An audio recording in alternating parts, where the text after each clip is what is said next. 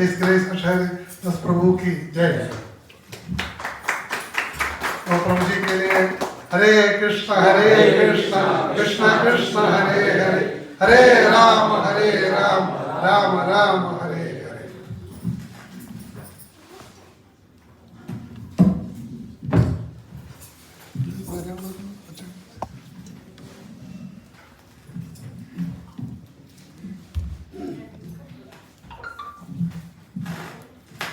हरि बोल, हरे कृष्ण। पूर्णज्ञानन्तिमिरान्धस्य ज्ञानाञ्जनशलाकया चक्षुरुन्मिलितं येन तस्मै श्रीगुरवे नमः।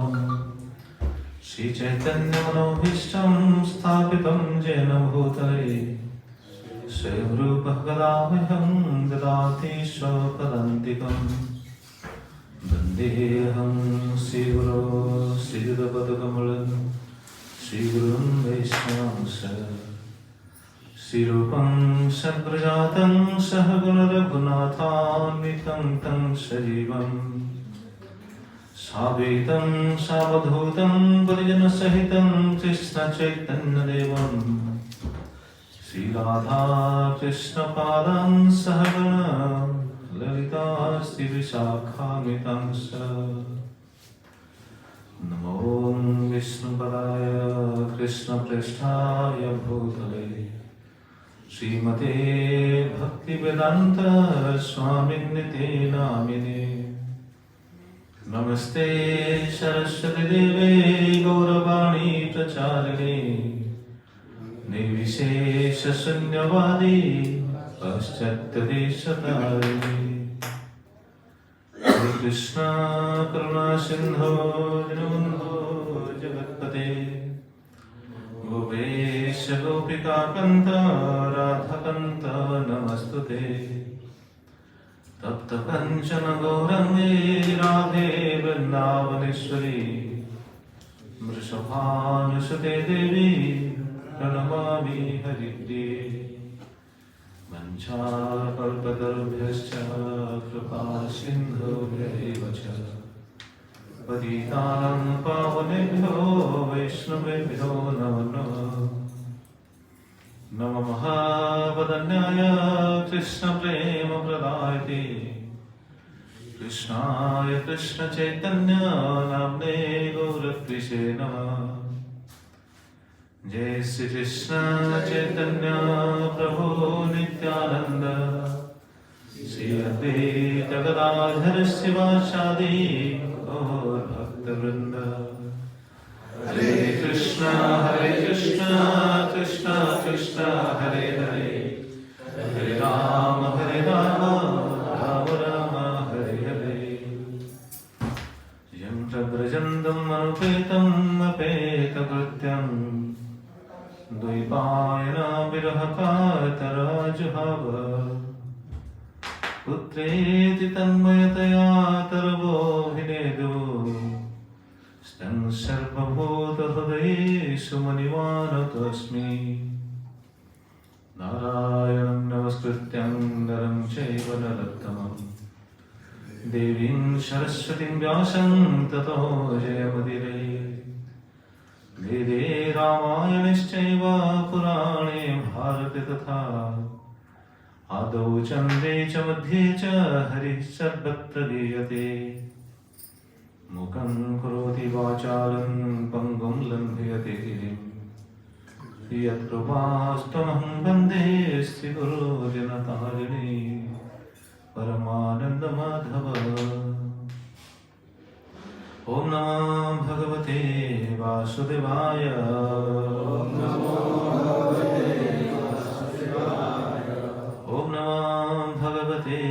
वासुदेवाय, ओम नमो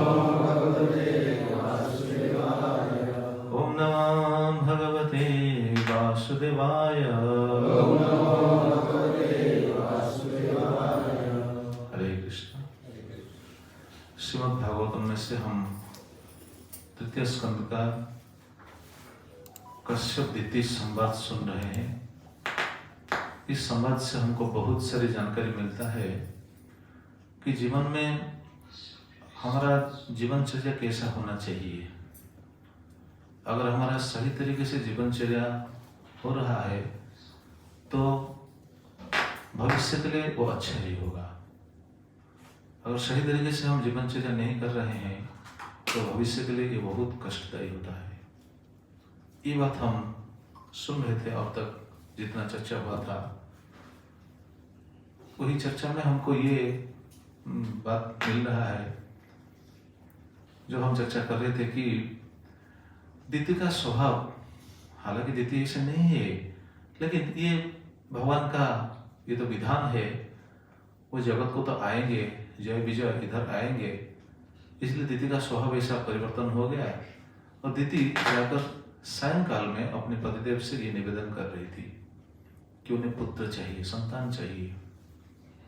सायं का समय को दूर करने के लिए कश्यप ने उनको बहुत समझाया, जितना भी समझाने की कोशिश किए, लेकिन दीति ने एक ही नहीं सुनी, एक भी बात नहीं सुनी। और शिव जी के बारे में दीति को कश्यप मुनि बिल्कुल बताए। शिव जी वही समय निकलते हैं, शाम का समय पवित्र समय होता है। ऐसा नहीं कि शाम का समय गलत है, नहीं गलत नहीं, पवित्र समय होता है। इसलिए उस समय में सिर्फ भगवान की ही भक्ति करना चाहिए, भगवान का नाम करना चाहिए, आरती करना चाहिए, ये सब करना चाहिए, दूसरा कोई काम नहीं करना चाहिए। तो ये बात समझा रहे हैं। और उस समय का क्या विडंबना है, उस समय शिव जी निकलते हैं अपने अनुचर के सहित। और शिव जी अपने अनुचरों के सहित जो निकलते हैं, अनुचर कौन है? भूत है। तो भूतों को भी दया करते हैं वो। और शाम काल में, सायं समय में अगर कोई शास्त्र का विधान को उल्लंघन करता है तो शिव जी उनके ऊपर बहुत गुस्सा होते हैं। हम उस दिन भी सुन रहे थे, महाभागवत कभी क्रोध नहीं प्रकाश करते हैं, लेकिन अगर किसी के ऊपर क्रोध प्रकाश कर रहे हैं तो उनका जरूर कुछ ना कुछ त्रुटि होगा, इसलिए शिव जी क्रोध प्रकाश करेंगे। ऐसा समझना चाहिए, लेकिन वो समझाने के बाद भी दीति नहीं समझ पाई। शिव जी के बारे में बहुत बताया, शिव जी का स्थिति कैसा है। लेकिन जो देहात्मध्यासी है, जो देहाध्यासी, जो देहात्म बुद्धि में अपना बिल्कुल सब कुछ समझते हैं, देह ही सब कुछ है, वो शिव जी की स्थिति को समझ नहीं पाएंगे। इसलिए वो शिव जी की स्थिति को देखकर हंसेंगे, उपहास करेंगे। वो सबको क्या बताए थे, कल हम सुन रहे थे, वो सब दुर्भगा है, वो हतभागा बोलते हैं ना हिंदी में भी, हतभाग्य, मतलब उनका भाग्य सही नहीं, वो हतभाग्य है। वो शिव जी को देखकर हंसते हैं। लेकिन शिव जी का स्थिति क्या है? शिव जी के प्रसाद से, शिव जी की कृपा से इस संसार सागर से भी व्यक्ति तर सकता है। वो सही रास्ते दिखा सकते हैं, वो दिखाते हैं। परम वैष्णव है ना, उनको मालूम है भगवान का भक्ति कैसा करना चाहिए, हमको थोड़ी मालूम है। हम बहुत शास्त्र, हमको ज्ञानकारी मतलब ज्ञान हो सकता है, बहुत शास्त्रों का सिद्धांत हमको पता हो सकता है, लेकिन भक्ति कैसे करेंगे, भक्ति में कैसे आगे बढ़ेंगे, ये हमको पता नहीं। हम बहुत प्रवचन दे सकते हैं, बहुत कुछ बात बोल सकते हैं, शास्त्र का बहुत श्लोक हमको याद रह सकता है, बहुत कुछ बोल सकते हैं, लेकिन भक्ति कैसा करना है ये हमको पता नहीं। क्यों पता नहीं? क्योंकि हमारा वृत्ति ऐसा नहीं है। जैसे आप देखिए, जो बिजनेस कर चुके हैं उनको मालूम है कैसे बिजनेस किया जा सकता है। जो बिल्कुल बिजनेस कभी भी नहीं किया है उनको थोड़ा मालूम है कैसे बिजनेस किया जा सकता है। वो तो पहली बार बिजनेस में अपना क्या बोलते हैं पैर रखता है ना, तो उनको थोड़ा मालूम है कैसे बिजनेस किया जा सकता है, उनको मालूम नहीं। तो हम ये जो भक्ति कर रहे हैं, भक्ति हमारे लिए क्या है? एक नया बिजनेस है, हमको मालूम नहीं। हम शास्त्र याद कर सकते हैं, जिनका स्मरण शक्ति ज्यादा है वो तो शास्त्र बहुत याद कर सकता है। रावण को शास्त्र मालूम नहीं था क्या? जरा बताइए, सोचिए, रावण को शास्त्र मालूम नहीं था, वो भी शास्त्र ज्ञान थे। हिरण्यकशिपु, अभी तो हिरण्यकशिपु आएगा, हिरण्यकशिपु हिरण्यखेद आएंगे। हिरण्यकशिपु का शास्त्र ज्ञान क्या मालूम नहीं था? आप देखिए हिरण्यकशिपु का प्रवचन आप सुनेंगे तो हैरान हो जाएंगे। 7वां स्कंद में हिरण्यकशिपु ने जो प्रवचन दिया उनके माँ और उनके भाई के जो पत्नी होते हैं, क्या बोलते हैं भाई के पत्नी को, क्या बोलते हैं संबंध में, क्या होगा भाई के पत्नी, बहू बोलते हैं, जो भी हो, उनके बहू और उनके माँ को जो समझा रहे थे, कब, हिरण्याक्ष के वध के बाद। भगवान जब वराह रूप में आकर हिरण्याक्ष को वध कर दिया, उस समय उन्होंने समझा रहा था, वो हिरण्यकशिपु समझा रहा था उनको। देखिए क्या समझा रहा है, बिल्कुल भगवान जैसे बात बताते हैं भगवद गीता में, बिल्कुल वही बात।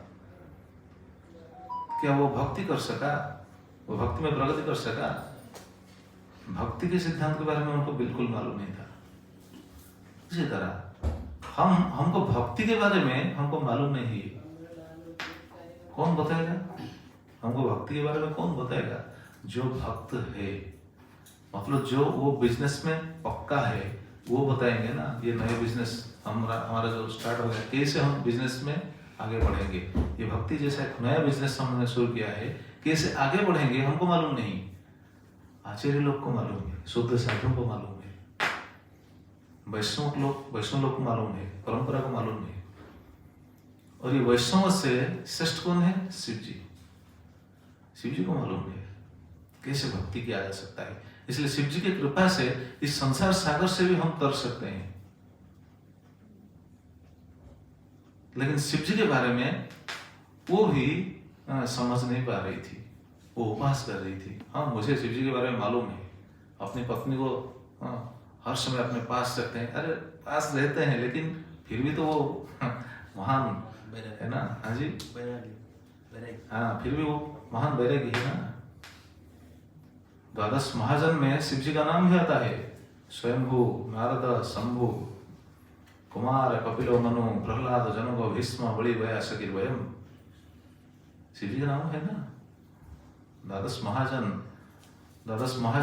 मतलब क्या है? महाजन मतलब जिनको भक्ति के बारे में बिल्कुल सब कुछ मालूम है। सिर्फ भक्ति के बारे में नहीं, भगवान के बारे में जिनको मालूम है, भक्ति के बारे में बिल्कुल मालूम है, सब कुछ मालूम है। जिनको सिर्फ मालूम नहीं, वो उस रास्ते पर भी है, वो बता सकेंगे भक्ति में कैसे हम प्रगति करेंगे।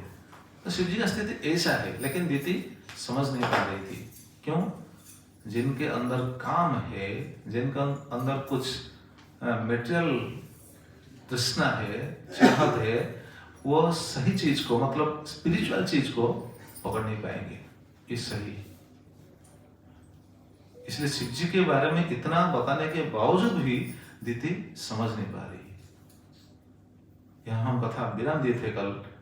आगे चलकर हम सुनेंगे दीदी क्या किया। इतना समझाने के बावजूद भी दीदी समझ नहीं पा रहे, और क्या किया मैत्र मुनि अभी बताएंगे। मैत्र उवाच, क्या बता रहे हैं देखिए। सायवं संविदिते भर्त्रा मन्मथोन्मथित इंद्रिया जग्राहो वास ब्रह्मर्षे बुसली इव गतत्रपा। क्या बता रहे हैं मैत्र मुनि? देखिए दीति के बारे में ये शब्द बता दिए।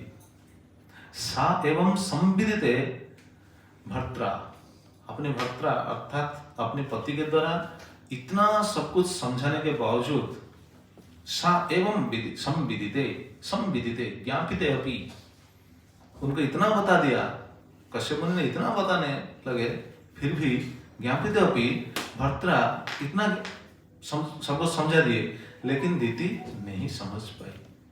क्या क्या?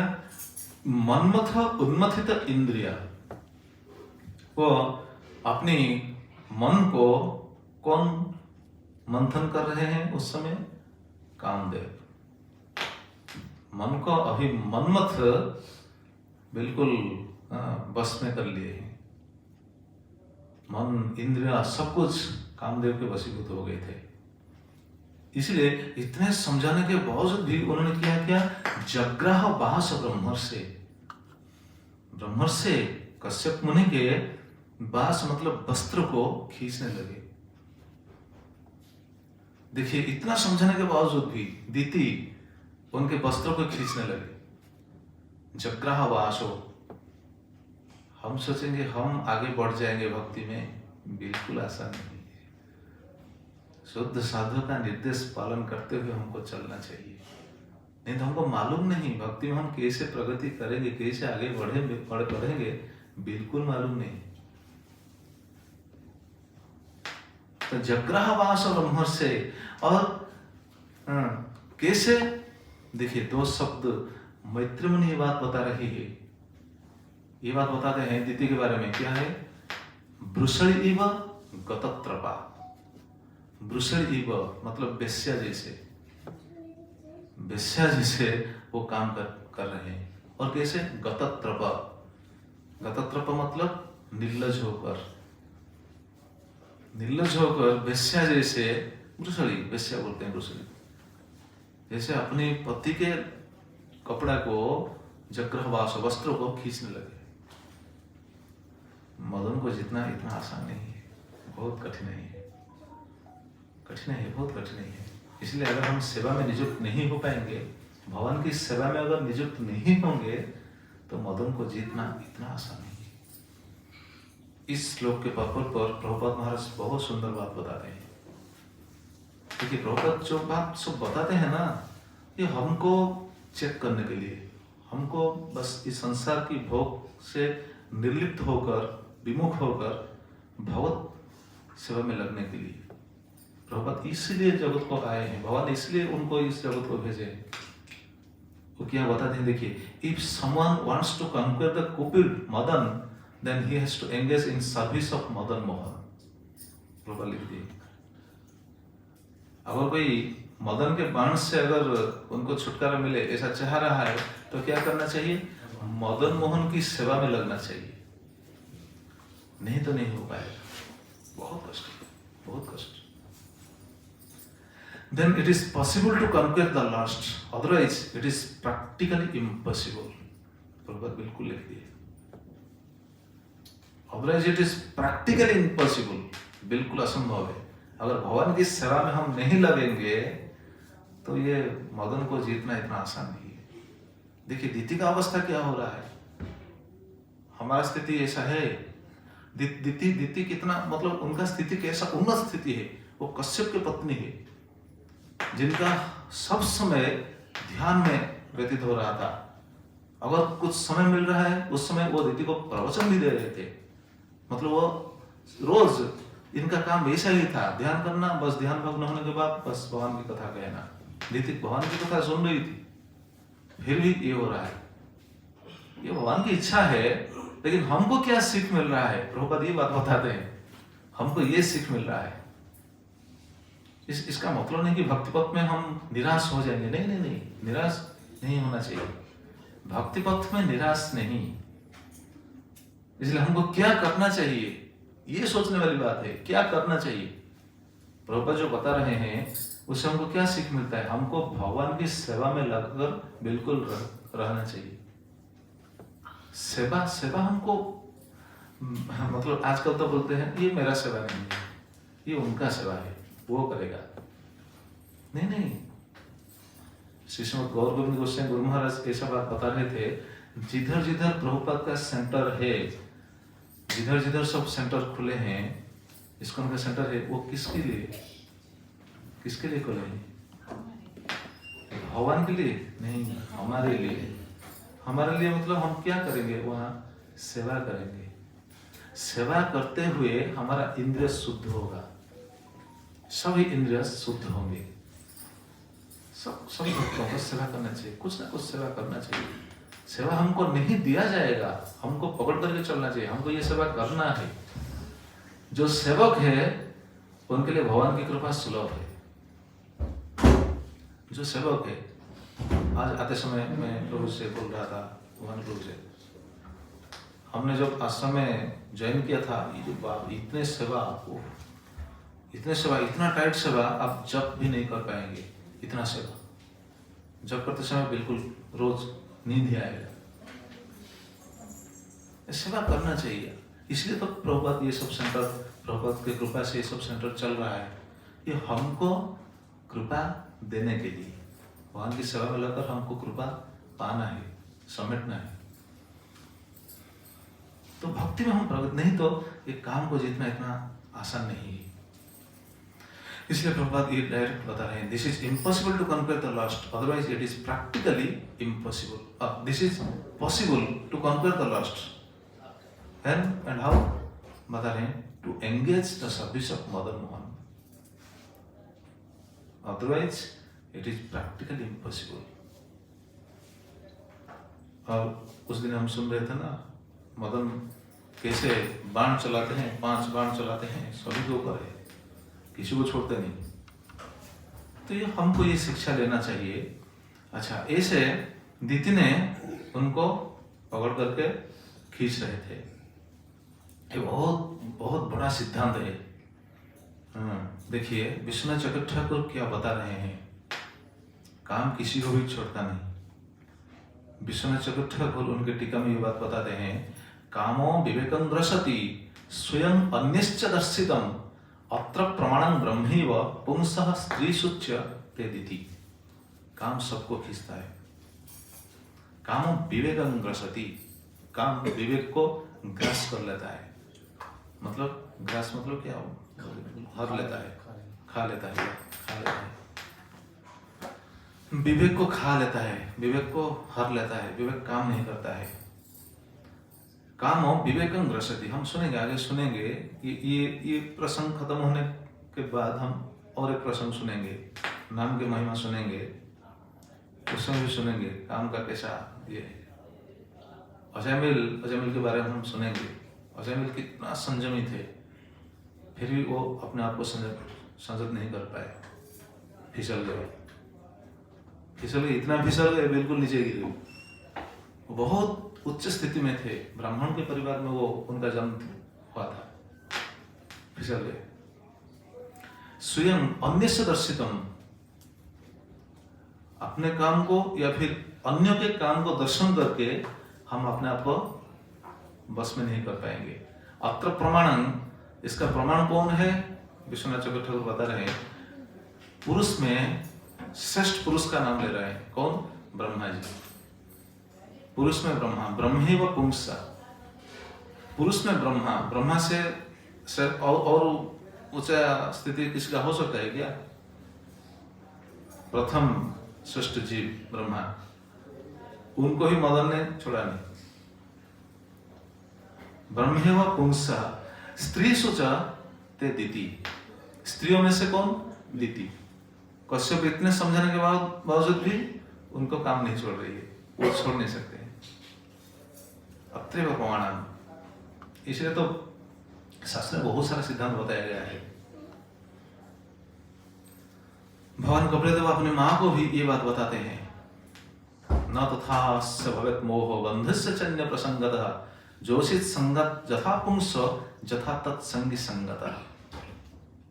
ये सबसे बड़ा बंधन है। न तथास्य भवेत् मोहो बंधस्य च अन्य प्रसंगतः, अन्य प्रसंग में इतना मोह नहीं आएगा, काम में इतना मोह है जी। कोई बिल्कुल, आप जरा सोचिए, अगर ऐसा हो जाएगा, अगर मैं ऐसा सोच रहा हूँ और बोल रहा हूँ, अगर ऐसा डिक्लेयर कर दिया जाएगा कि कोई भी किसी से आज से बिल्कुल शादी नहीं कर पाएगा और कोई संबंध नहीं रहेगा, संसार चलेगा? संसार चलेगा? सब बंद हो जाएगा, है कि नहीं? जरा सोचिए, गौर से सोचना चाहिए। अगर ऐसा भगवान से आज्ञा आएगा कि कोई किसी से शादी नहीं करेगा, किसी से इसका संबंध नहीं रहेगा, कोई संबंध नहीं बनाएगा, तो संसार चलेगा? नहीं चलेगा। ये सब जो कुछ चल रहा है संसार में, जो कुछ हम देख रहे हैं, बस काम के बल पर ही चल रहा है। देखिए, ये तो भगवान का माया है, माया और क्या है? ये तो कामना ही माया है ना, पकड़ करके रखा है सभी को, किसी को छोड़ता नहीं। इसका मतलब नहीं हम बिल्कुल सब बाबा जी बन जाएंगे, नहीं। आगे सुनेंगे कैसे हम, इसका मतलब नहीं कि गृहस्थ को हम निंदा कर रहे हैं, शास्त्र निंदा कर रहे हैं, नहीं। गृहस्थ के लिए सिद्धांत भी है ना। तो कैसा हम रहेंगे? भक्ति करना चाहिए, इसलिए बता रहे हैं, जोषित संगत जथा पुंस तथा जथा तत्संगी संगता। इसके ऊपर तो बहुत सारा भजन भी भक्ति ठाकुर ने बहुत सुंदर सुंदर भजन लिखे हैं। नरोत्तम दास ठाकुर ने प्रेम भक्ति चंद्रिका में बहुत सुंदर सुंदर भजन लिखे हैं। किसके बारे में? तो देखिए ये अगर खास करके दीति के बारे में बताकर ये बात हमको समझ में आ रहा है, नारी अगर संयत होगी तो बहुत सुंदर संसार को एक बहुत सुंदर गिफ्ट देगा। ये देखिए, ये तो मेरा प्रॉब्लम हो रहा है, मैं आज प्रभु से ये बात हो रहा था, हमारा ये प्रॉब्लम हो रहा है। तो अगर नारी शुद्ध हो जाएगी तो संसार को बहुत अच्छी एक बहुत सुंदर उपहार देगी। अगर नारी संयत नहीं हो पाएगी, असंयत हो जाएगी, तो संसार को क्या देगी? बहुत बड़ा समस्या देगी। रजनी देवी इतना संयमित है, इसलिए संसार को एक बहुत सुंदर उपहार देती है। कौन सा उपहार? रजनी देवी कौन सा उपहार दिए संसार को? मालूम नहीं किसी को? भक्तों को मालूम होना चाहिए ना। हाँ जी, रजनी देवी संसार को एक बहुत सुंदर उपहार दिए। रजनी देवी का नाम शायद आपको मालूम नहीं होगा। रजनी देवी कौन है? प्रभुपाद के माँ। प्रभुपाद के माँ, वो इतने संयमित थे। देखिए जगत को कितना सुंदर उपहार दिया, बहुत सुंदर उपहार दे दिया, प्रभुपाद को दे दिया जगत के लिए अच्छा उपहार। उनके छत्र छाया में हम है अभी, ये हम चर्चा कर रहे हैं, सुन रहे हैं। आप सोचिए अगर प्रभुपाद नहीं होते तो भागवत को हम टच कर पाते, स्पर्श कर पाते? बिल्कुल नहीं। भागवत पढ़ पाते हैं? बिल्कुल नहीं। प्रभुपाद की कृपा से हम भागवत पढ़ रहे हैं। देखिए, तो अगर एक नारी अगर इतना, नारी समाज को क्या बोलते हैं, आनंद दे सकती है, हंसा सकती है, रुला भी सकती है। रजनी देवी की स्थिति ऐसा है। और आपको शायद मालूम होगा, उनका नाम है क्लारा पोजल हिटलर। ये किसका नाम मालूम है? हिटलर के माँ के नाम, क्लारा पोजल हिटलर। वो भी बेटा पैदा किया था ना, उनका बेटा हिटलर था। क्या था जगत के लिए? जरा सोचिए। तो ये संस्कार के ऊपर डिपेंड करता है ना। वैसे ही आएंगे हिरण्याक्ष और हिरण्यकशिपु, सुनेंगे तो आप बिल्कुल हैरान हो जाएंगे। संसार में उन्होंने संतरास, जो टेररिस्ट का काम होता है ना, संतरासवाद बोलते हैं हिंदी में, संतरासवादी होगा शायद, आतंकवादी, संतरास, और आतंकवाद फैलाए थे हिरण्यकशिपु हिरण्याक्ष। भागवत में ये शब्द लिखा गया है, आतंकवाद, उड़िया में लिखा गया है संतरासवाद। उन्होंने ऐसा काम किया था। दीति को हम दोष नहीं दे रहे हैं, लेकिन ये काम का कैसा मतलब क्या हो रहा है, देखिए जगत में क्या उनका प्रभाव क्या पड़ रहा है। दीति के माध्यम से हमको शिक्षा मिल रही है। इसका मतलब नहीं कि हम दीति को निंदा करेंगे, नहीं नहीं नहीं, ऐसा सोचना नहीं चाहिए। आगे सुनेंगे दीति के महानता के बारे में, ये तो सुन रहे हैं उनके दोष के बारे में, उनके गुण के बारे में भी हम सुनेंगे आगे। बहुत सुंदर वो सोच रहेंगी, बहुत सुंदर वो सोचेंगी, कितना अनुतप्त होंगी, सुनने से पता चलेगा। तो ऐसे उन्होंने अपने पति के वस्त्र को खींच रहे थे। सविदित्वाथ भर्जयास्तं निर्बंध विकर्मणि नत्वादिष्टाय रहसि तयाथोपविवेशहि। अभी कर्दम मुनि कश्यप मुनि क्या करेंगे? इतना निवेदन कर रही है, खींच रही है, और क्या करेंगे? सविदित्वाथ भर्जयास्तं निर्बंध विकर्मणि। वो समझने लगे ये ईश्वर की इच्छा है, भगवान की इच्छा है। मैं इतना समझा रहा है, इतना समझाया, फिर भी वो समझ नहीं पा रही है। ओहो, ईश्वर इच्छा बोली ऐसी। कश्यप मुनि ऐसे सोच रहे हैं, ऐसे सोचने लगे, ओहो ईश्वर इच्छा बोली ऐसी, ईश्वर की इच्छा बलवान है। क्यों? जथा महतोपि विकर्मणि प्रवृत्त जायते इति आश्चर्यं द्योतयति। जथा महतोपि विकर्मणि प्रवृत्ति जाते। मैं महत होकर भी, धर्म को जानते हुए भी अधर्म को जाने के लिए मुझे इतना वो खींच रही है। ये भगवान की इच्छा हो सकता है, क्योंकि वो जो उनका जो चाहत है, संतान पाने के लिए वो जो चाहत है उनका, वो तो हो सकता है ना, एक नारी का तो ये होगा। इसलिए वो समझने लगे क्या कि ईश्वर की इच्छा है। इसलिए क्या किए? नक्त्वादिष्टाय रहसि तया अथ उपविवेश। नक्त्वादिष्टाय, दिष्ट मतलब दिशा, सभी दिशा, सभी दिशा में जो देवता और देवी लोग जो थे, देवादेवी और भगवान को प्रणाम किए। प्रणाम करने का कारण क्या है? सभी को साक्षी रखें कि हे भगवान, हे देव देवी, हे देवादेवी, जो भी है, मेरा कोई दोष नहीं, मैं मेरा कर्तव्य बिल्कुल संपन्न किया। मैं उनको जितना समझाना चाहिए था उतना समझा दिया। समझाया कि नहीं? बहुत समझाया ना। मैं उनको बहुत समझाया, सही तरीके से मैं उनको समझाया, लेकिन क्या करूं, मैं तो उनको पत्नी के रूप में स्वीकार किया। पत्नी के रूप में जो स्वीकार किया है, उनका तो चाहत को तो पूर्ण करना मेरा कर्तव्य है ना, क्योंकि मैं भरता हूँ, वो तो भर्जिया है। अगर भर्जिया कुछ चाह रही है तो उनको तो देना तो मेरा कर्तव्य है। इसलिए आप सब साक्षी है, मेरा कोई दोष नहीं है। मैं जितना समझाना चाहिए था उतना समझाया। देखिए क्या बता रहे हैं एक आचार्य, ये बात को बता रहे हैं।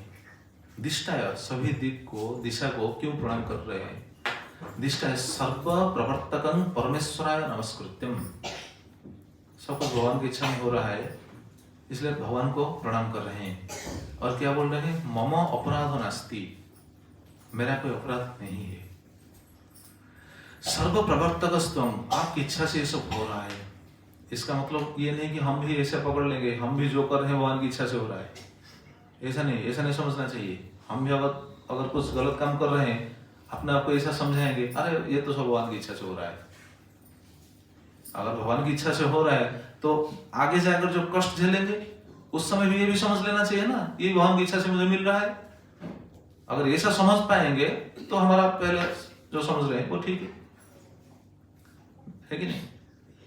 जब भूल करेंगे गलत काम कर रहे हैं, उस समय बोलेंगे नहीं भगवान की इच्छा से हो रहा है। जब दुख झेलना पड़ता है उस समय बोलेंगे भगवान मुझे दुख दिए। ऐसा हो सकता है? ये तो बिल्कुल गलत बात है कि नहीं? तो वो बहुत प्रयास करने के बाद वो समर्थ नहीं हो पाए। इसलिए ये बता रहे, भगवान को प्रणाम करते हुए बोल रहे हैं, मम अपराध नास्ति सर्व प्रवर्तकस्तम जब इच्छसि तथा कुर्विति भावेन परमेश्वरं नमस्कृत्य अथ अनंतरम अग्निशाला परित्यज्य अन्यत्र एकांत स्थले तया भर्जिया सह मैथुनं लक्ष्यते। अपनी टीका में, बाल प्रबोधिनी टीका में गिरधर लाल ये बात बता दी। उनको इतना समझाने के बावजूद वो समझ नहीं पाई, इसलिए भगवान को प्रणाम करके परमेश्वरं नमस्कृत्य आपकी इच्छा जैसा वैसा होने दीजिए। अथ अनंतरम, इसके बाद अग्निशाला परित्यज्य, क्योंकि यज्ञशाला में थे ना, समाधि अवस्था में थे, समाधि अवस्था में यज्ञशाला में थे, यज्ञ स्थल को छोड़ करके गए क्योंकि वहां भी ऐसा शोभा नहीं देगा। इसलिए यज्ञशाला को छोड़कर अन्यत्र एकांत स्थले तया भर्जिया सह मैथुनं लक्ष्यते, अन्यत्र दूसरे स्थान पर गए, मतलब उनके घर में, उनके गृह में प्रवेश किए। तदनंतरम कश्यपः किं कृतवान्, उसके बाद कश्यप ने क्या किया ये बता रहे हैं। जाकर अपनी पत्नी को तो पुत्र देने के लिए जो मैथुन कार्य वो तो किए, उसके बाद क्या किया? कश्यप ने कहा, देखिए सिद्धांत, वो कभी भी अपनी मर्यादा से बिल्कुल मर्यादा को छोड़े नहीं। मर्यादा को छोड़ना भी ये सही नहीं है। कश्यप ने क्या किया देखिए, अथोपस्पृश्य सलिलं प्राणान्नयम्य भज्यत ध्यायन् जजाप विरजं ब्रह्म ज्योति सनातनम्। सहवास के बाद कश्यप ने क्या किए देखिए, अथवा मतलब अपनी पत्नी को संतुष्ट करने के बाद उपस्पृश्य सलिलम, जल को स्पर्श करके स्नान करना चाहिए, ऐसा तो वर्णन है। बहुत सारा चीजों को मालूम होना चाहिए। स्नान कौन कौन से समय स्नान करना चाहिए मालूम है? स्नान का टाइम में तो हम स्नान कर रहे हैं, और दूसरी बात भी हमको मालूम होना चाहिए, जब हम सेविंग होते हैं ना, सेविंग होने के बाद स्नान करना चाहिए। मालूम है सभी को? हाँ, भक्त लोगों को तो मालूम है। नाखून जब हम काटते हैं ना, नाखून काटने के बाद स्नान करना चाहिए। केस को काटते हैं, उसके बाद स्नान करना चाहिए। किसी को पता है ब्रश करने के बाद स्नान करना चाहिए?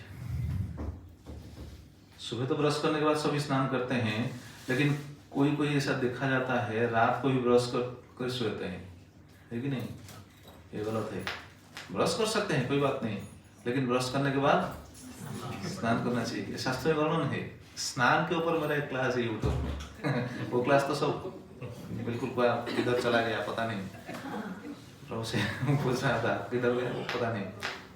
स्नान के ऊपर एक क्लास, एक नहीं 2-3 एपिसोड है उनके ऊपर, कैसे स्नान करना चाहिए, नित्य कर्म हमको कैसा करना चाहिए, हम मल त्याग करते हैं कैसा मल त्याग करना चाहिए, हमको पता नहीं। शास्त्रों में ऐसा वर्णन है।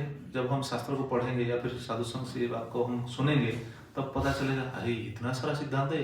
हाँ, बहुत सारा सिद्धांत है, हमको जानकारी होनी चाहिए ना, इसलिए हम बता रहे हैं। शास्त्रों के बारे में हमको पता हो सकता है, लेकिन जीवनचर्या के बारे में हमको पता नहीं होगा। और भक्ति में कैसे बढ़ेंगे या अपने आप हम अपने आप समझेंगे, सोचेंगे कि मैं ऐसा करते हुए भक्ति में आगे चला जाऊंगा, ये हो नहीं सकता। आचार्य लोग हमको जैसे बताए हैं उस रास्ते से हमको जाना पड़ेगा, नहीं तो नहीं हो पाएगा। तो क्या किए, अथ उपस्वस्य सलिलम, जल को स्पर्श करके मतलब पवित्र हुए। क्यों? क्योंकि ब्रह्मचर्य नष्ट हो गया ना, इसलिए स्नान किए। स्नान भी कितने प्रकार का होता है मालूम है? हाँ, सुने हैं शायद, और पिछले एपिसोड में बताया, पिछले क्लास में बताया था। अच्छा ठीक। स्नान भी 7 प्रकार का होता है पिछले कार्यक्रम में हम बताया था, अभी नहीं दोहराएंगे। अच्छा, और क्या किए, प्राणम अयम्य वाग्जतः, मौन हो गए, मौन होकर बिल्कुल स्थिर हो गए। प्राणम, देखिए क्या बताया है, प्राणम अयम्य वाग्जतः, वाग स्थिर कर दिए, मतलब वाक्य बंद कर दिए, प्राणायाम करने लगे। प्राणायाम मतलब बस ऐसे बैठकर बस श्वास को लेना छोड़ना, ये नहीं, भगवान को ध्यान करने लगे। इसके बाद बता रहे हैं, ध्यान जजाप विरजं ब्रह्मज्योति सनातनम, ध्यान करने लगे। सिर्फ ध्यान नहीं, और क्या किए, जजाप, जाप करने लगे, चैंटिंग करने लगे। मतलब देखिए, ये हमको शिक्षा मिल रहा है। लोग सोचते हैं कि नया साधु के लिए ये भागवतम ग्रंथ है। जो बाबा जी है, गृह को छोड़ दिए हैं, आश्रम में रहते हैं, उनके लिए शास्त्र है। देखिए, शास्त्र किनके लिए? सभी के लिए, गृहस्थ के लिए है। श्लेषण करने के बाद ऐसा करना चाहिए, अपना शुद्धता को बजाय रखने के लिए, नहीं तो संसार में सुख शांति नहीं मिलेगा। शास्त्र में ऐसा वर्णन है, हमको ये पता चलता है।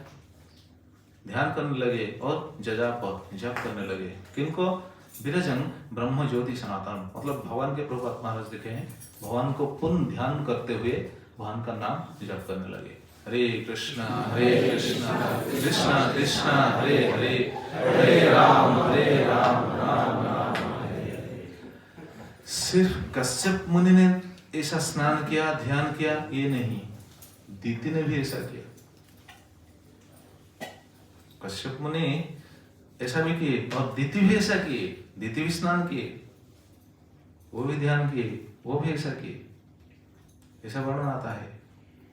एवं कश्यप कृतं प्रायश्चितम उक्त्वा दीति कृतं तद्दर्शयति। कश्यप ने ऐसा प्रायश्चित किया, अभी दीति भी क्या किया अभी बताएंगे आगे। क्या किया दीति? देखिए, दीति अभी बहुत लज्जित हो गई, गलत काम किया ना, लज्जित होगी। दितिस्तु वृणिता तेन कर्मबद्धेन भारत, उपसंगम्य विप्रसिम अधोमुखी अभ्यभासत। दितिस्तु, तू मतलब भी, दिति भी बहुत वृणिता, लज्जिता हो गई, क्योंकि अपने पति का इच्छा के विरुद्ध जाकर पति से निवेदन कर रही थी ना, और अपना क्या बोलते, अपना काम हासिल कर दिए, अभी लज्जिता हो गई। तेना कर्मबद्धेन भारत, ये कर्मबद्धेन सीधे स्वयं बताते हैं कर्मबद्धेन कर्म दोषेण, ये कर्म का दोष है, कर्म का दोष है। तो कोई किसके मन में ये प्रश्न आ सकता है, क्या पति पत्नी आपस में ऐसे मिलन होंगे, ये कर्म का दोष है, ये दोष हो सकता है? तब तो गृहस्थ धर्म तो बंद हो जाएगा, संसार में तो दूसरा मतलब क्या बोलते हैं, जो वंश तो विस्तार नहीं हो पाएगा। ये दोष है, लेकिन शास्त्र में ऐसा बताया है ये दोष है। प्रभुपाद महाराज क्या बताते हैं मालूम है? बाप रे, बहुत स्ट्रिक्टली प्रभुपाद, जो शास्त्रों का सिद्धांत है प्रभुपाद किधर भी कॉम्प्रोमाइज नहीं किए हैं, बिल्कुल सब कुछ बता दिए हैं। ये हम सबको मालूम होना चाहिए। प्रभुपाद क्या बताए हैं, देखिए इधर बताए हैं। इस बात को हम जब क्लास में एक बार बोले थे, माता जी के मन में डाउट आ गया था। माता जी बोल रहे थे ऐसा कैसे हो सकता है? मैं बोला हाँ, ऐसा तो मैं अपने मन से नहीं कर रहा हूँ, कि प्रभुपाद बताए हैं। देखिए इधर बताए हैं, क्या बताए हैं प्रभुपाद, देखिए क्या बताते हैं। दोष है, क्यों दोष है? प्रभुपाद अपने टीका में लिखते हैं, अपनी परपोर्ट में लिखते हैं। आप देखिए, जिसके पास भागवतम का है मोबाइल में देखिए, 3rd canto 14th chapter 33 verse का परपोर्ट में प्रभुपाद क्या लिखते हैं। In other words, sex life with one's wife is equal to prostitution. अपनी पत्नी के साथ भी यौन संबंध रखना ये प्रोस्टिट्यूशन है, प्रभुपाद बताते हैं। देखिए, इफ लिखते हैं कैसे प्रोस्टिट्यूशन है। If the regulations are not properly followed, अगर रेगुलेशंस को हम सही तरीके से फॉलो नहीं करते हैं तो ये प्रोस्टिट्यूशन जैसे हो। ये बात सिर्फ प्रभुपाद लिखे हैं नहीं, ये भगवान भी बताए हैं गीता में। देखिए शिक्षा किसके लिए? लोग तो, ये लोगों का विचार है नहीं, ये सब गीता भागवत ये सब बाबा जी लोग के लिए, ये बाबा जी लोग के लिए। सोचिए ये किसके लिए? सभी के लिए। संसार में कैसा शांति आएगा? अगर हमको जानकारी हो जाएगी तो शांति आएगा। तो प्रभुपाद लिखते हैं if the regulations are not properly followed, अगर सही तरीके से रेगुलेशंस को हम फॉलो नहीं करेंगे तो ये अपनी स्त्री के साथ संग करने से भी वो प्रोस्टिट्यूशन ही कहा जाएगा। इसलिए भगवान भी बताते हैं अपनी पत्नी के साथ संपर्क तो रखेगा, इसलिए उनको क्या बोलते हैं हम, इस संबंध को क्या बोलते हैं? वैध संबंध, है कि नहीं? वैध, अवैध नहीं, वैध संबंध। इसलिए देखिए भगवान भी बताते हैं। आप देखिए भगवद गीता का, देखिए मैं रेफरेंस दे देता हूं। भगवद गीता में आप देख सकते हैं चैप्टर 7 verse 11, देखिए निकालिए चैप्टर 7 verse 11। भगवान स्वयं बताते हैं बलवतं चाहं कामराग विवर्जितं धर्म विरुद्ध भूतेषु कामोस्मि भरतर्षभ। हे भरतर्षभ, जीव के अंदर जो काम है, जो काम वासना है, ये मैं हूं। भगवान बोल रहे हैं मैं हूं, लेकिन कैसा काम? मनमाफी काम नहीं, धर्म अविरुद्ध भूतेषु कामोस्मि। धर्म अविरुद्ध, धर्म विरुद्ध नहीं। इसका अर्थ ये है धर्म विरुद्ध नहीं, मतलब शास्त्रों का रेगुलेशंस है, उस रेगुलेशंस को हमको फॉलो करना चाहिए। अगर हम फॉलो करते हैं तो इस शास्त्रों का सिद्धांत के बल पर हम चलते हैं, नहीं तो धर्म विरुद्ध हो जाएगा। धर्म विरुद्ध हो गया तो ये काम भगवान का विभूति नहीं है। अगर धर्म के हिसाब से हम चलते हैं तो ये भगवान का विभूति है, ये काम भगवान का विभूति है, वो भगवान ही है। वो तो बता रहे हैं, आप देखिए 7.11। इसीलिए देखिए शास्त्रों का सिद्धांत क्या है, कैसा हमको जानकारी मिल सकता है शास्त्रों में से, ये समझ लेना चाहिए। इसलिए बता रहे हैं कर्मबद्धेन, कर्मबद्धेन कर्म दोषेण। ये कर्म दोषेण दितिस्तु वृणीता तेन कर्मबद्धेन भारत। हे भारत, भारत किनको संबोधन कर रहे हैं? ये हाँ जी, नहीं विदुर को, मैत्रेयी बता रहे हैं। मैत्रेयी बता रहे हैं विदुर को। ये हर शब्द का सिद्धांत है, कारण है, वो तो हमेशा हम पढ़ने से पता नहीं चलेगा, सही तरीके से श्रवण करेंगे तो पता चलेगा। यहाँ क्यों भारत शब्द को संबोधन किया? भारत शब्द में क्यों? हाँ जी, भारतवंशी तो है, लेकिन यहाँ भारत शब्द इसलिए संबोधन कर रहे हैं, विदुरस्य निर्दोषत्वं सोचन संबोधयति भारत। विदुरस्य निर्दोषत्वं, विदुर का कोई दोष नहीं था। कैसा दोष नहीं था? इसे पत्नी के साथ मिलने का जो दोष इनका जो हो गया, ऐसा दोष विदुर का नहीं था। उनके पत्नी होते हुए भी उनका ऐसा दोष नहीं था। हे भारत, आपके पत्नी होते हुए भी आप ऐसे कोई निंदित कर्म नहीं किए हो, इसलिए भारत। अच्छा, उपसंगम्य विप्रसिम अधोमुखी अभ्यभाषत। अभी दिति पीड़िता लज्जिता हो गई और उपसंगम्य विप्रसिम, अभी कश्यप मुनि के पास आकर अधोमुखी अभ्यभाषत, अधोमुखी बदन को नीचे करते हुए अभ्यभाषत बोलने लगी। क्या बोलने लगी? देखिए, दिति को हम गलत नहीं कह सकते हैं। दिति के माध्यम से हमको ये शिक्षा देने के लिए भगवान का ये व्यवस्था है, ऐसा सोचना चाहिए। नहीं तो दिति के प्रति हमारा अपराध हो जाएगा, है कि नहीं? दिति को ऐसा समझना नहीं चाहिए। दिति के माध्यम से हमको शिक्षा मिल जाएगी। दिति भी बोलेंगी, क्या बोलेंगी? स्वकृत पापकर्म प्रतिकार उपायम आह।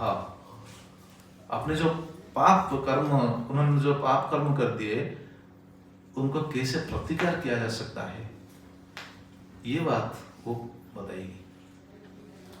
बहुत धन्य भाव से ये बात बताएंगे। क्या बताते हैं? देखिए, दितिरुवाच न मे गर्भमिमं ब्रह्मन् भूतानां वृषभ अवधीत रुद्रपतिर्हि भूतानां जस्या गर्भम् अंघसम्।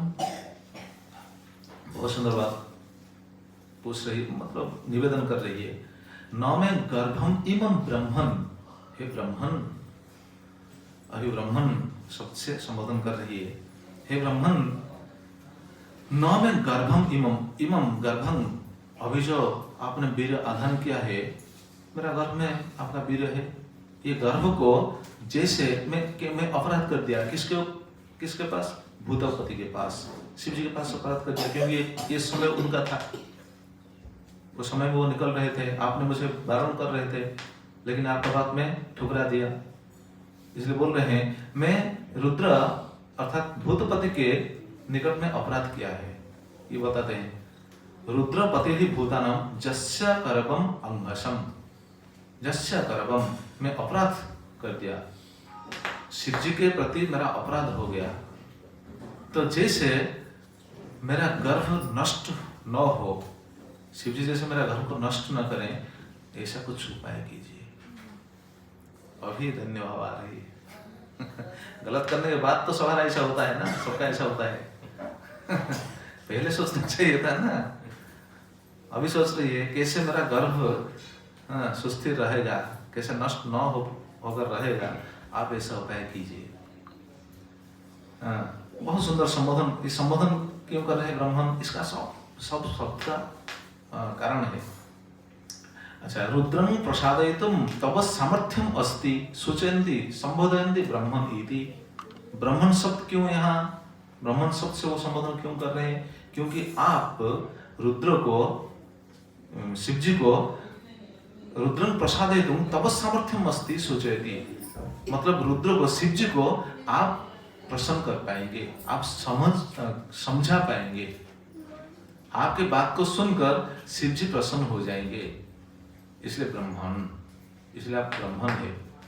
मम इमं गर्भं रुद्र मा अधीत मा हन्यात्, मेरा ये जो गर्भ में जो है, उनको जैसे रुद्र वध न करेंगे, हनन नहीं करेंगे, इसे आप उनको समझा दीजिए।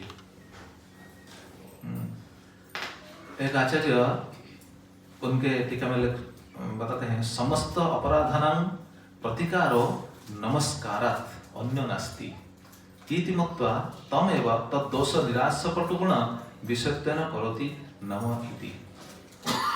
इसके बाद ऐसा तो अपने पति के पास ऐसा निवेदन किए, बाद में शिव जी को प्रणाम किए, शिव जी के पास स्तुति कर रही है। क्योंकि सभी अपराध का प्रतिकार क्या है? नमस्कारत अन्यो नास्ति। अपराध का प्रतिकार क्या है? अगर हम वैष्णव के पास, किसी वैष्णव के प्रति हमारा कुछ अपराध हो जाता है, क्या उनका निराकरण कैसे हम करेंगे? क्या करेंगे? और क्या, ये तो सबको मालूम होना चाहिए, सभी को पता है। और किसी के प्रति हमारा कुछ अपराध हो जाता है तो हम क्या करेंगे? और कुछ कर सकते हैं क्या? बस उनके पैर को पकड़ करके क्षमा मांगना चाहिए। इसलिए तो हम रोज प्रार्थना करते हैं ना, वैष्णव के चरण पर हम प्रार्थना करते हैं कि नहीं? क्या प्रार्थना करते हैं? वैष्णव प्रार्थना क्या है? वंशाकल्पतरुभ्यश्च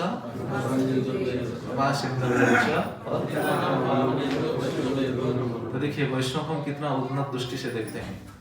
वैष्णव वंशाकल्पतरु, ये श्लोक अगर चर्चा में लाएंगे तो बहुत समय चल जाएगा। वैष्णव स्थिति ऐसा है, वंशाकल्पतरु है, कृपा सिंधु है। कृपा सिंधु भगवान के पास लगता है कृपा सिंधु लेकिन वैष्णव पास भी ऐसा लगता है कृपा सिंधु। तो जो वो श्लोक तो हम चर्चा नहीं करेंगे। तो देखिए ये मतलब अपराध हो जाने के बाद कैसे हम वो अपराध को ख्यालन करेंगे? समस्त अपराधानां प्रतिकारो नमस्कारः अन्यो नास्ति। प्रणाम के अतिरिक्त दूसरा कोई उपाय नहीं है। इसलिए वो शिव जी को भी प्रणाम कर रहे हैं। कैसे प्रणाम कर रहे हैं अभी देखिए। ये एक मतलब भक्त के लिए ये बहुत सुंदर शिक्षा भी है। निराश नहीं, अगर हमारा गलती हो गया है, दोष हो गया है, तो भी निराश होने का कोई अर्थ नहीं है। निराश होना नहीं चाहिए, बस उनका भी रास्ता है। क्या करना चाहिए? क्षमा प्रार्थना करना चाहिए दैन्य भाव से। और भक्तों के लिए तो बस नाम लेना चाहिए, प्रणाम करना चाहिए। तो अभी वो शिव जी को प्रणाम करते हुए कैसा बोलेंगे? शिव जी की स्तुति करेंगे। नमो रुद्राय महते देवाय उग्राय विभुषे शिवाय न्यस्तदंडाय धृतदंडाय मन्यवे। बहुत सुंदर ये स्तुति, बस एक ही स्तुति है। इस स्तुति में देखिए, इस स्तुति में तो बस एक लाइन है, दो लाइन है।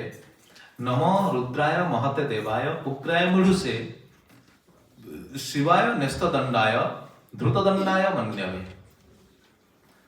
आप देख सकते हैं ये 35 श्लोक है। श्लोक का अर्थ क्या है? बहुत सुंदर ये अर्थ। देखिए हम जैसे आचार्य लोग बताए हैं उस हिसाब से हम सुनने की कोशिश करेंगे। पश्चातापति प्रणमति, पश्चाताप करते हुए, अनुताप करते हुए अभी वो प्रणाम कर रही है और प्रणाम करके वो स्तुति कर रही है।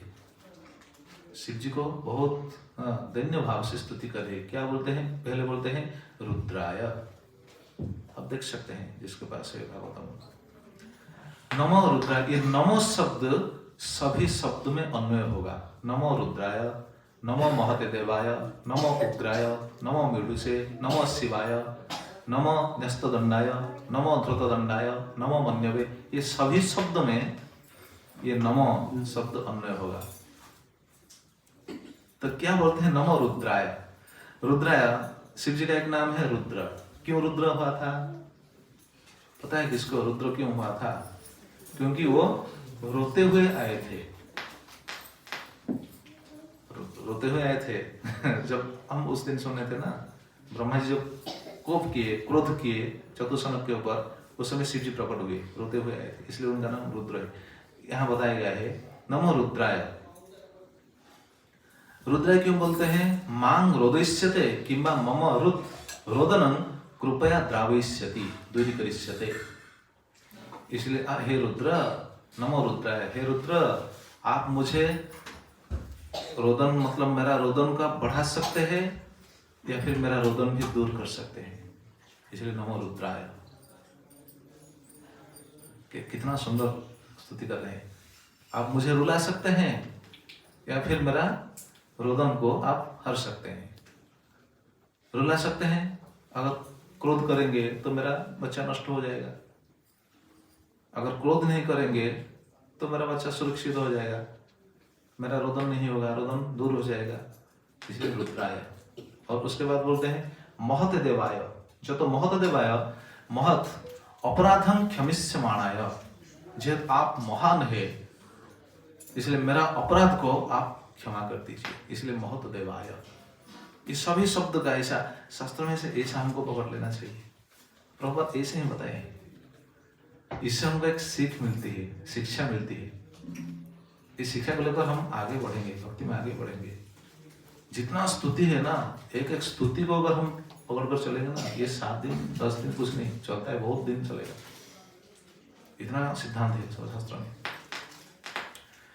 महत देवाय, और बाद में बोलते हैं उग्राय, नमो उग्राय, किंबा उग्राय मम गर्भम इमं हनिष्यते, किंबा मेढुसे मत मनोरथं साक्षिणं कृपामृतेन अभिषेक्ष्यते। अर्थात मेरा मनोरथ रूपी वृक्ष को आप कृपा दृष्टि से, कृपामृत के माध्यम से आप अभिसिंचन कर सकते हैं, इसलिए बोलते हैं उग्राय। या फिर मेरे गर्भम इमं हनिष्यते, मेरे गर्भ को आप नष्ट कर सकते हैं, या फिर कृपा दृष्टि रूपी सिंचन करके मेरे गर्भ को आप जिला सकते हैं, इसलिए बोलते हैं उग्राय। और बाद में बोलते हैं शिवाय। शिवाय, इस हर शब्द देखिए, शिवाय शिवाय, जब तक शिवाय, जब आप क्योंकि आप शिव है, शिव का अर्थ क्या है, उस दिन में बोला था ना, शिव का अर्थ क्या है, शिव का अर्थ है मंगलमय। आप मंगलमय है, इसलिए आप मेरा मंगल, मेरा कल्याण कीजिए। और निरस्त दंडाय, सॉरी निस्त दंडाय या निरस्त दंडाय, आप शासन के दंड को आप परित्याग कर दिए हैं, आप किसी को शासन नहीं करते हैं। शिव जी शासन करेंगे जब आएगा संहार समय, इसलिए आप मेरा गर्भ को संहार नहीं कीजिए, शासन नहीं करिए, पालन कीजिए, इसलिए निरस्त दंडाय। किंबा ध्रुत दंडाय, ध्रुत दंडाय का मतलब मां दंडिष्यते जतो मन्यवे मन्य स्वरूपाय, दंड धारण पूर्वक मुझे दंड प्रदान कर सकते हैं, या फिर आप क्रोध को संहार करके, क्रोध छोड़ करके उनको पालन कर सकते हैं। अभी दंड देने का समय नहीं आया है, क्योंकि अभी संहार का समय नहीं। उनका स्थिति का ये है। इसके बाद कश्यप उनको बताएंगे, क्या बताएंगे देखिए। अभी तो बोल रही है, दीदी ही बोल रही है, कश्यप से क्या बोले हैं बाद में बोलेंगे। सना प्रसिद्धतं भामो भगवान उर्वनुग्रह व्याधस्यपि अनुकंप्यानं स्त्रीणं देव सतीपति। तो बहुत सुंदर बात बोलते हैं, सना प्रसिद्धतं भामो भगवान उर्वनुग्रह, वो मेरे ऊपर प्रसन्न हो जाएंगे। अपने पति से बोल रहे हैं, शिव जी के बारे में बोल रहे हैं, शिव जी मेरे ऊपर प्रसन्न हो जाएंगे। क्यों? भामो, वो भामो शब्द का अर्थ है, भामो मतलब भगिनी पति। भगिनी पति क्या बोलते हैं हिंदी में, क्या बोलेंगे? जीजा जी। अच्छा ठीक है, जो हो सकता है जीजा जी, या फिर जो संस्कृत में भाम शब्द का अर्थ ये है।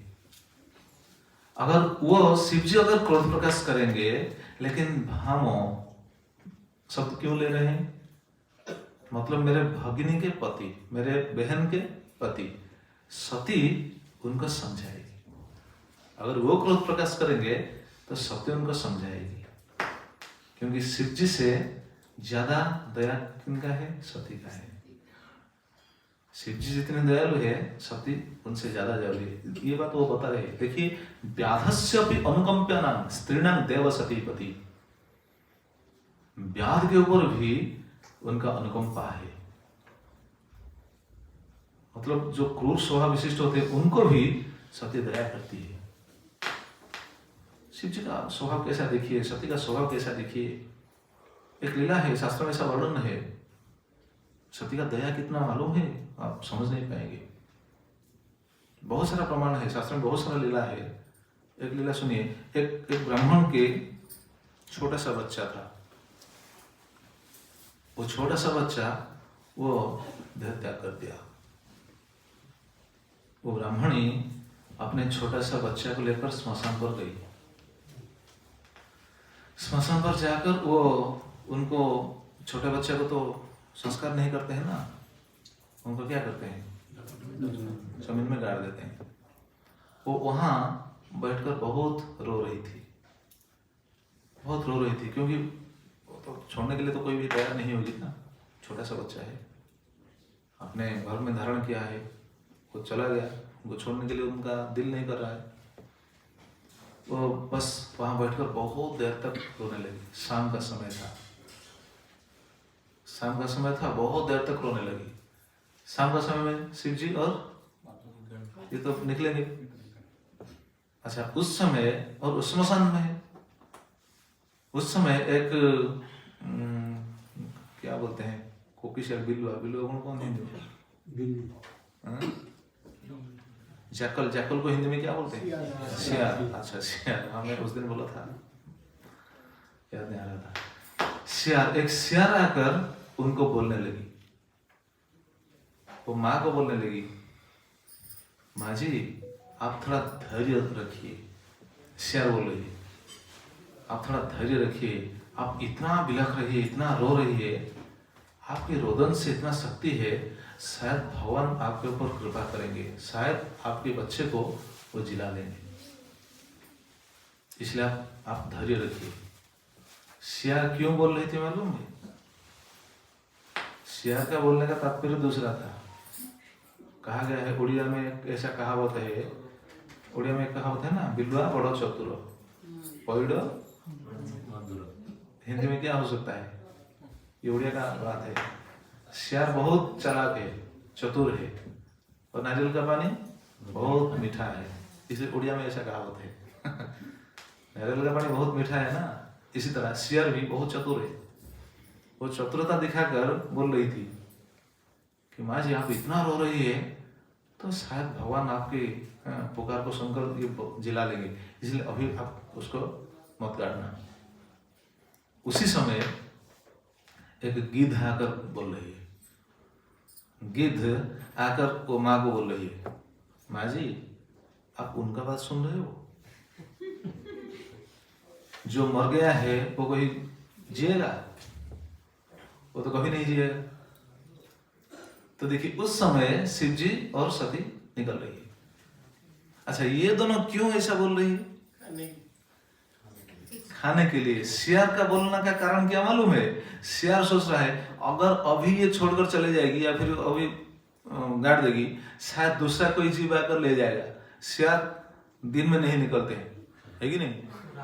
वो रात में निकलते हैं। ये शाम का समय था, मतलब अभी दिन था, रात नहीं हुआ था। उनका ये भय है अगर वो गाड़ देगा और कोई लेकर चला जाएगा तो मेरा खाद्य चला जाएगा, इसलिए मैं थोड़ा देर उनको रुकवा दूंगा, बाद में जब रात हो जाएगा, अंधेरा हो जाएगा तो मुझे ये खाद्य मिल जाएगा। अच्छा, गिद्ध क्या बोल रही है? गिद्ध का बोलने का कारण क्या है? अगर वो देर करेगा तो उन्हें वो दिखाई नहीं देगा, वो छोड़कर चला जाएगा, लेकिन उनको दिखाई नहीं देगा ना।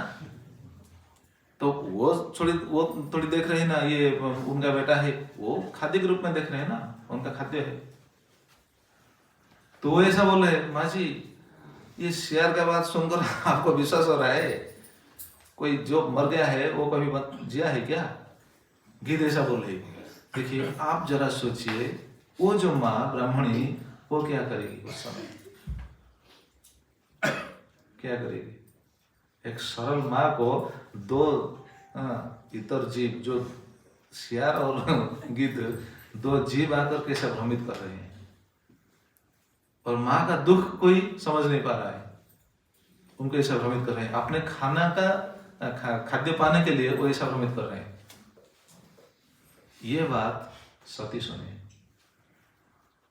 जब ये बात सती सुने, सती शिव जी को प्रार्थना की, प्रभु जी देखिए, एक सरल माँ को कैसे एक गिद्ध और सियार कैसे उनको भ्रमित कर रहे हैं, आप देखिए। शिव जी बोले तो चलता रहेगा और क्या। नहीं प्रभु जी, आप उनको जिला लीजिए। सती बोली आप उनको जिला दीजिए। देखिए, वो एक सरल माँ है, वो एक सियार के बात को वो इतना दृढ़ता से ले रहा है, वो वेट करता है, अपेक्षा करता है, शायद उनका बेटा शायद बच जाए, जी जाए। इसलिए मेरा निवेदन आपसे, आप उनको जिला लीजिए। बाद में क्या हुआ मालूम है? शिव जी ने कृपा करके उनको जिला दिया। देखिए ये शास्त्र वर्णन है। कौन से महाभारत में भीष्मदेव ये बात बता रहे हैं। भीष्मदेव पांडव लोग को ये बात बता रहे हैं। ये तो भगवान की इच्छा है। तो ये दिखाने के लिए कि शिव जी का कृपा क्या है, सती का कृपा क्या है, सती कैसे दयालु है, इसलिए ये बता रहे हैं। व्याधस्य भी अनुकंपा स्त्रीणं देव सतीपति। स्त्री का स्वभाव सती और वो सती के पति है। अगर वो दया नहीं करेंगे तो सती तो उनको कम से कम तो समझाएगी ना। तो ऐसा निवेदन कर रहे हैं। और मेरा अनुरोध से जद्वा बहुत सुंदर बताते हैं, जद्वा सत्यमपि अनुरोधेन तद भगिनी मां दंडेति इति सा सती मत अपराधं मार्जयति इति भाव।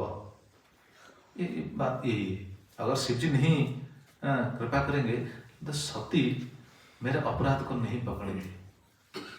क्यों? क्योंकि मैं जैसा एक नारी हूँ, वो भी एक नारी है ना। वो अपने पति को समझा देगी।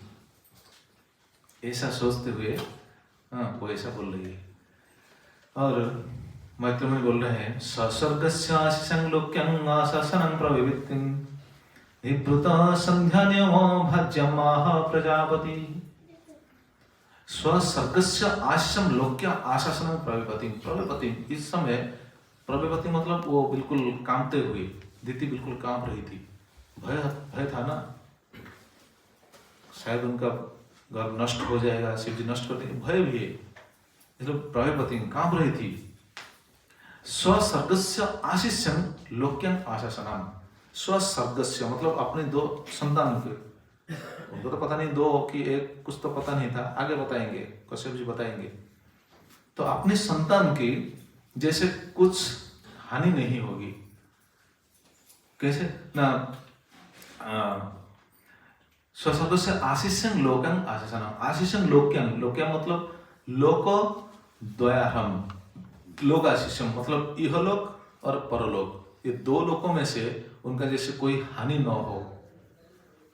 ये बात जब बोल रही थी उसी समय निवृत्त संध्यानियम भाज्यम आह प्रजापति। प्रजापति कश्यप ने आह बोले, किनको? अपनी भार्या को। कब? निवृत्त संध्या नियम मतलब संध्या के जो नियम थे वो नियम सब कर रहे थे ना, पहले हम सुने थे। स्नान कर रहे थे, स्नान किए थे और प्राणायाम किए थे, भगवान का नाम जप कर रहे थे। संध्या समय का जो नियम है, जैसे संध्या गायत्री करते हैं, संध्या समय का जो सब नियम है, वो सब नियम करने के बाद अपनी पत्नी को बोले। क्या बोले? कश्यप उवाच। अभी कश्यप बोलेंगे, बहुत सुंदर बात बोलेंगे। ये बात हम सुनकर कथा को विराम देंगे।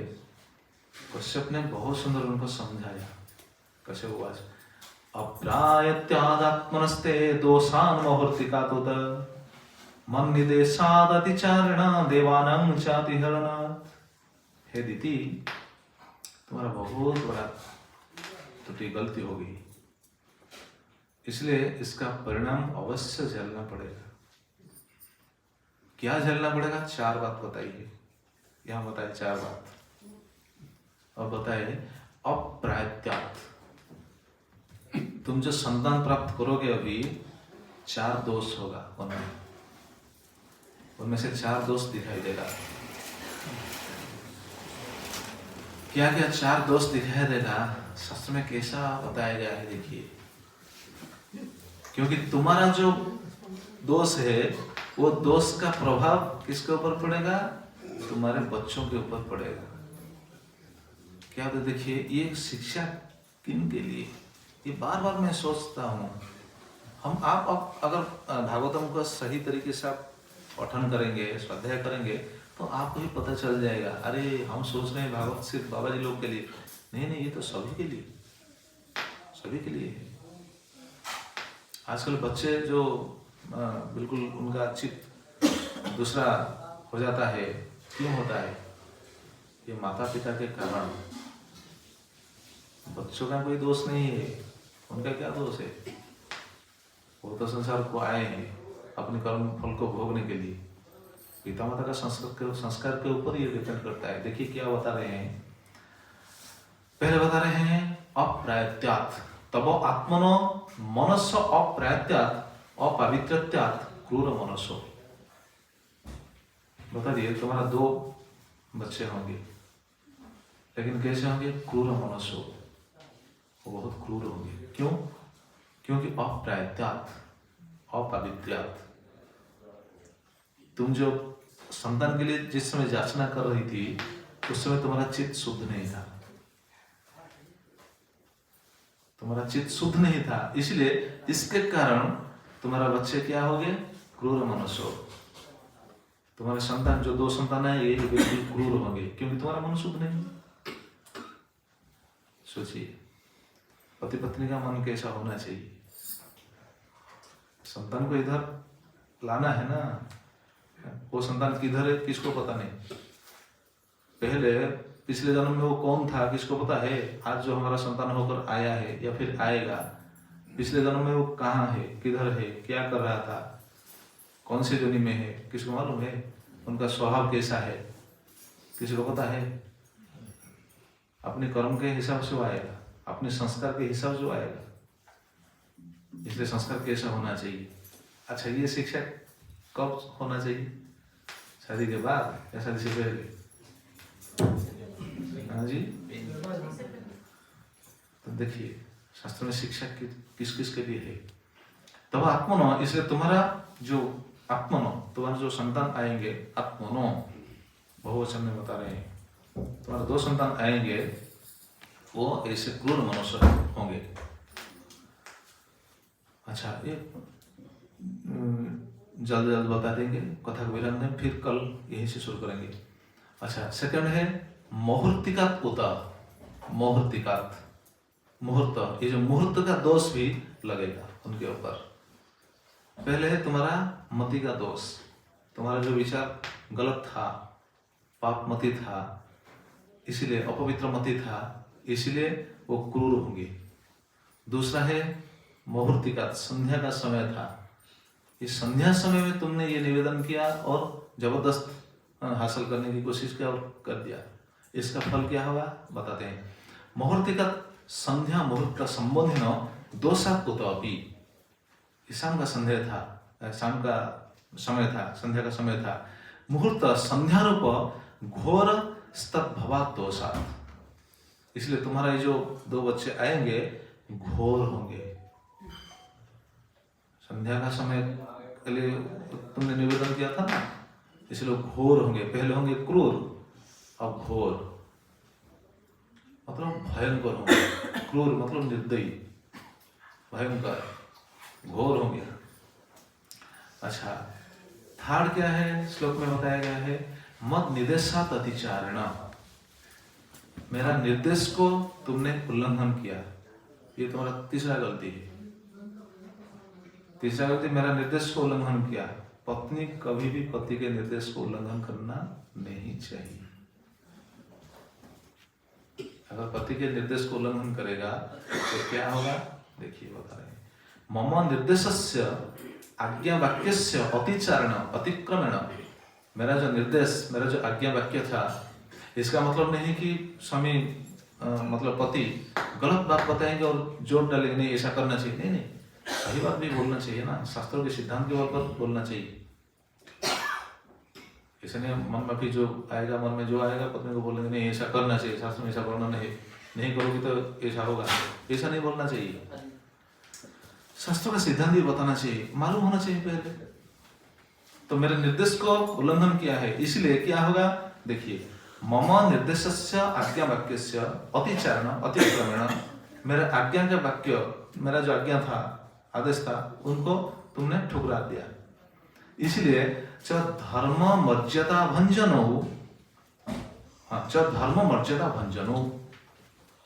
तो वो जो 2 आएंगे, क्योंकि तुमने मर्यादा का हनन किया, पति के बात को ठुकरा दिया, इसलिए तुम्हारा 2 बच्चे धर्म और मर्यादा का उल्लंघन करेंगे। देखिए क्या शिक्षा मिलता है। तीसरा, तुम्हारा 2 बच्चे धर्म और मर्यादा का उल्लंघन करेंगे।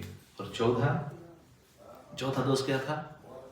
श्री रुद्र हेलनाथ। इसीलिए श्लोक में क्या बताया गया है? देवानां च अति हेलनाथ। देवानां श्री रुद्रानां हेलनाथ, उन्होंने रुद्र को हेलन किया। हेलन मतलब तुमने रुद्र को, शिव जी को हेलन मतलब किया, मतलब ठुकरा दिया, हाँ, अवहेलन किया। इसका फल क्या होगा? इसका फल तुम्हारे बेटे के ऊपर प्रतिफलित होगा। वो क्या होंगे? वो भी भगवत विद्वेषिणु, भगवत द्वेषिणु, ये भगवान को द्वेष करेंगे, क्योंकि तुम्हारा ऐसा विचार था, इसलिए तुम्हारे बच्चे के ऊपर ऐसा आएगा। वो भी भगवान को द्वेष करेंगे। तो जरा सोचिए, पति पत्नी को कितना संयमी होना चाहिए। संसार को संतान लाना, ये क्या बोलते हैं, ये एक क्या नहीं, ये ऑर्डिनरी बात नहीं, ये बहुत सीरियस मैटर है।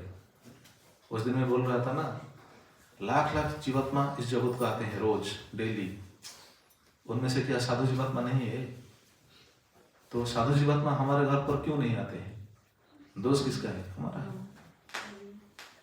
हम अगर सही ढंग से शास्त्र को ठीक से पालन करेंगे तो हमारे घर में भी साधु आएंगे, महात्मा आएंगे, आएंगे कि नहीं आएंगे? लेकिन उनके घर कौन आएंगे? कल हम सुनेंगे। वो तो अभी आएंगे नहीं, फिर बताएंगे। हाँ जी, कब से आ ही नहीं, इतना जल्द आएंगे क्या? उनको आना भी नहीं चाहिए अभी। हमारा कथा के बीच में हम उनको नहीं लाएंगे। क्यों उनको लाएंगे? वो तो उटपटांग बात करेंगे, उटपटांग काम करेंगे, जगत में तो संतरासवाद फैलाएंगे। इसलिए हम कथा में भी उनको नहीं लाएंगे। लेकिन समझ लेना चाहिए, ऐसा अगर आएंगे तो क्या होगा।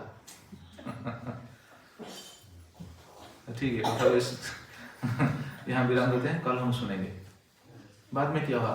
सती ने बहुत अनुताप किए, और फिर क्या हुआ? अनुताप का फल भी है। क्या फल होगा ये बताएंगे कश्यप। ठीक है, था विराम देते हैं। आप सब प्रसाद लेंगे, टाइम हो गया है। ठीक है। जय ग्रंथराज श्रीमद् भागवतम की जय, श्रील प्रभुपाद जी महाराज की जय, जय पतित पावन श्री गुरुदेव की जय, अनंत कोटि वैष्णव वृंद की जय, संवेद गौर भक्त वृंद की जय, निराय गौर प्रमानंदे।